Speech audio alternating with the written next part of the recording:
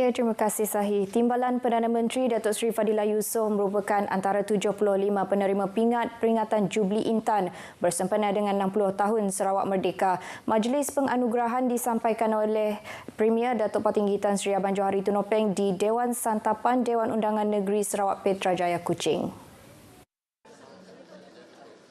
Datuk Seri Fadilah merupakan antara 43 individu yang dianugerahkan pingat peringatan cemerlang Jubli Intan Emas. Penerima lain termasuk Yang di-Pertua Dewan Negara, Senator Tan Sri Dr. Wan Junaidi Tuanku Jaafar, Ratu Terjun Negara Kelahiran Sarawak Datuk Pandalela Renong Paing serta beberapa menteri dan timbalan menteri Kabinet Negeri dan Persekutuan dari Sarawak. Manakala isteri Timbalan Premier Datuk Doreen Mayang pula mengetuai senarai bagi pingat peringatan cemerlang Jubli Intan Perak. Turut dianugerahkan pingat serupa ialah penyanyi tempatan yang terkenal dengan lagu Berkikis Bulu Betis, Andrewson Ngalai. Projek Lebuh Raya Pen Borneo Sarawak dijangka siap penghujung tahun ini. Timbalan Premier Datuk Ahmad Douglas Ugahambas berkata kemajuan semasa projek tersebut telah mencapai 96.6% siap. Katanya baki kurang 4% yang belum siap melibatkan beberapa kawasan di Bukit Bengunan, Sri Aman, Serike dan di Lambir Miri. We've gone through the whole Pen Borneo.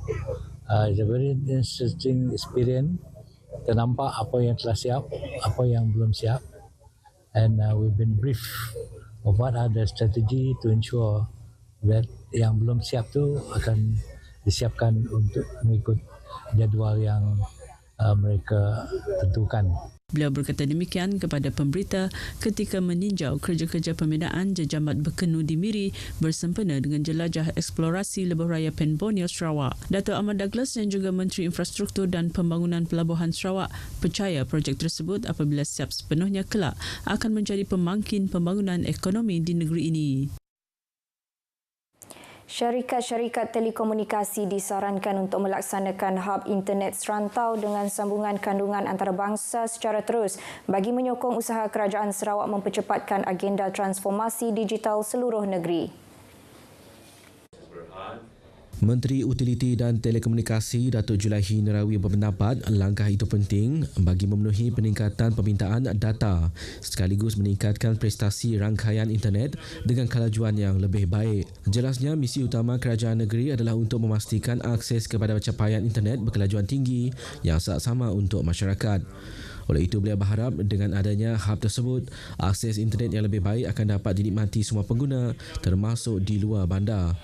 Datuk Julaihi berkata demikian kepada pemberita pada perasmian hub internet serantau Maxis di Kuching.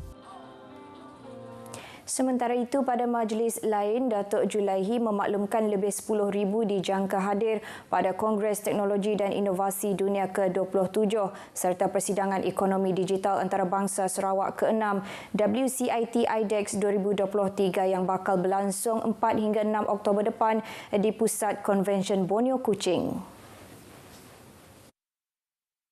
Berucap pada pelancaran 50 Days Countdown to WCIT IDEX 2023 di Kuching, beliau menjelaskan peserta yang hadir terdiri daripada pakar industri, penggubal dasar dan usahawan dari lebih 80 negara.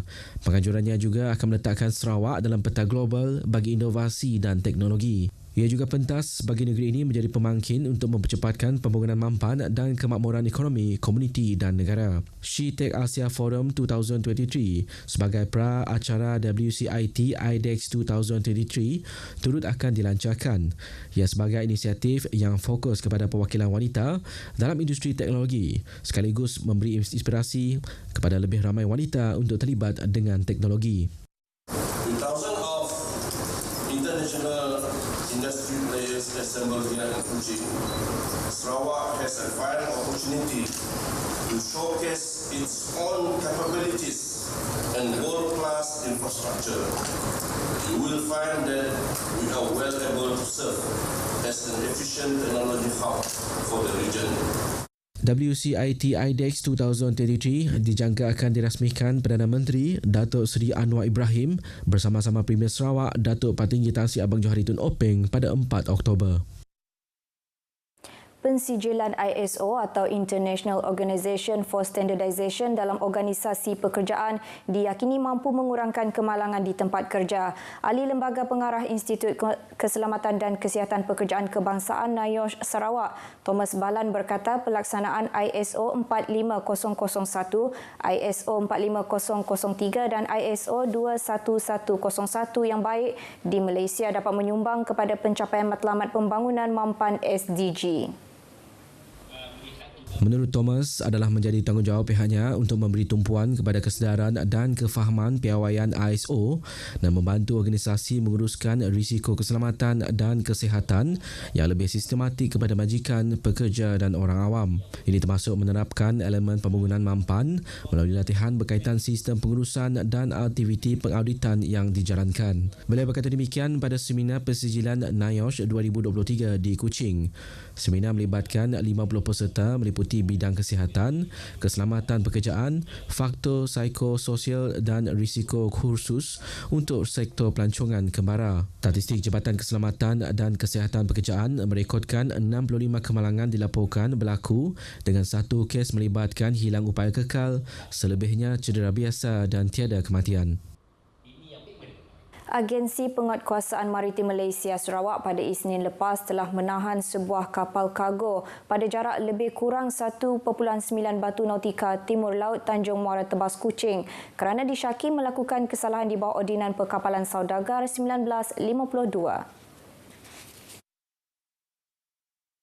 Pengarah Maritim Sarawak Laksamana Maritim Zain Azman Mat Yunus menerusi kenyataan media memaklumkan kesalahan melibatkan kegagalan mengemukakan domestic shipping license yang sah semasa diperiksa selain gagal mempamerkan dokumen pertukaran nahoda kapal dalam Certificate of Malaysian Registry. Hasil pemeriksaan dan penggeledahan mendapati kapal kargo tersebut dikenali 14 kru termasuk nahoda terdiri daripada seorang warga tempatan, 3 warga India dan 10 warga Indonesia berumur lingkungan 21 hingga 68 tahun.